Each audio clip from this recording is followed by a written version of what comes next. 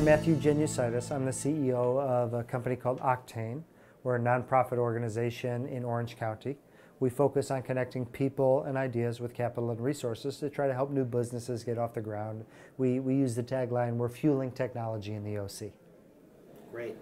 It's been said that understanding your business is key in meeting with investors. Can you provide a few tips for an entrepreneur and the key points of understanding your business? Well, you know, it's funny that you asked that, Chris, because there's really three main ingredients that I see when I talk to companies that I think are paramount in terms of conveying what you need to convey to potential investors.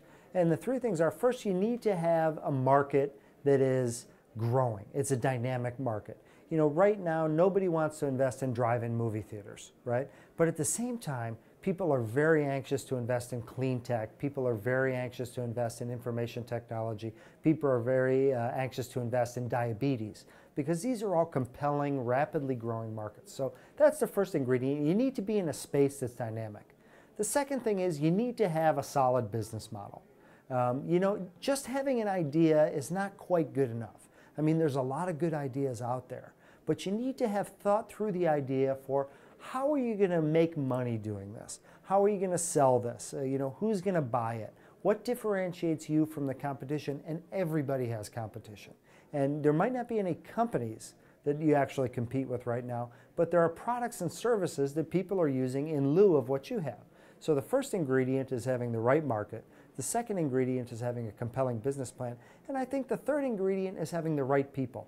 You need to surround yourself with the right people, and they need to be passionate, they need to be articulate, they need to be engaged in the business, and they need to be, you know, sufficiently knowledgeable about that industry that you're going to be able to communicate to the investors that they know more than the other people in that space. So if you have those three ingredients, you've kind of got 80% of it.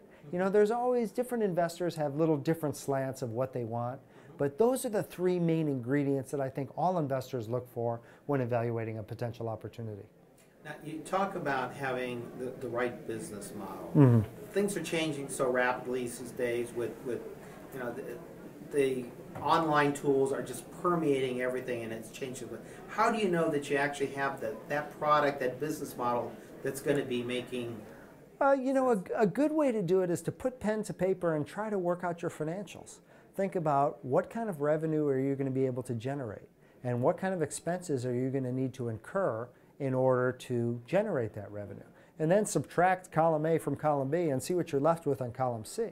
You know, I see a lot of business plans that say, okay, I'm going to sell $100 worth this year and $5,000 worth next year and $50 million the next year. And no investor is ever going to believe that. You know, you need to have a credible ramp in a market that people are going to say, okay, well, that's logical. They can probably do that. And then I also see people that say, hey, I'm going to sell $50 million worth of stuff, and, you know, I'm going to do it with one sales guy. And we're going to sell online, and we're going to do market through Twitter or something. And I think, you know, Twitter is great for marketing, but you're never going to be able to sell $50 million of anything with one sales guy. And so you need to have checks and balances between what you expect to get in revenue and what you're going to need to incur in terms of expenses.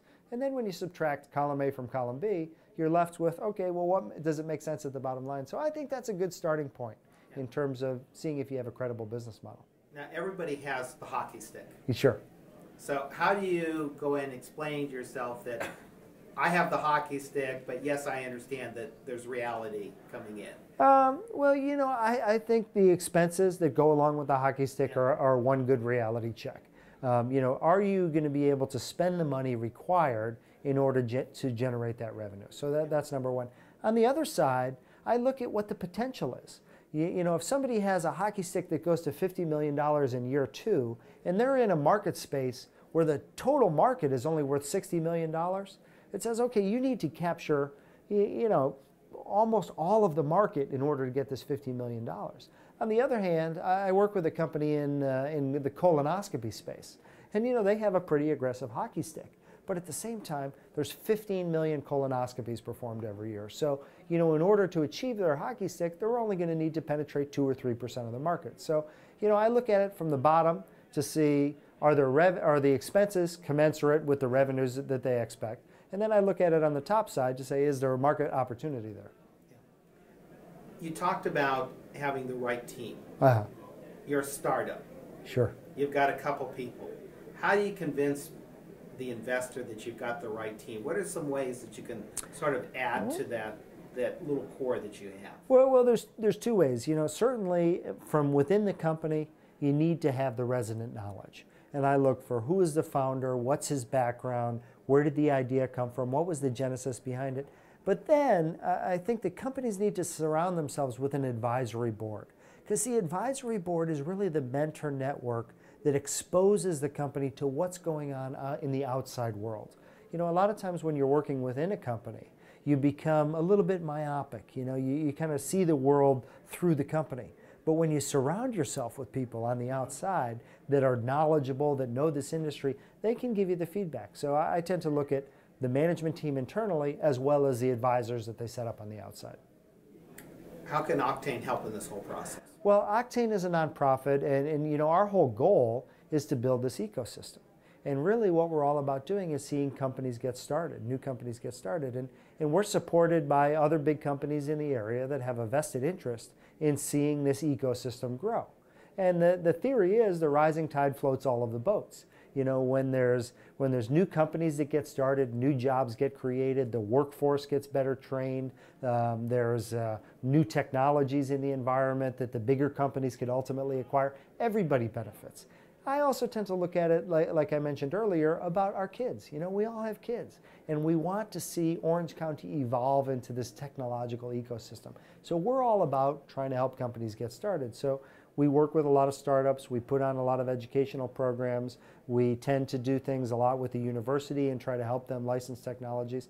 I think the best place to find things about Octane and figure out how Octane might be able to help you is take a look at our website. It's www.octaneoc.org.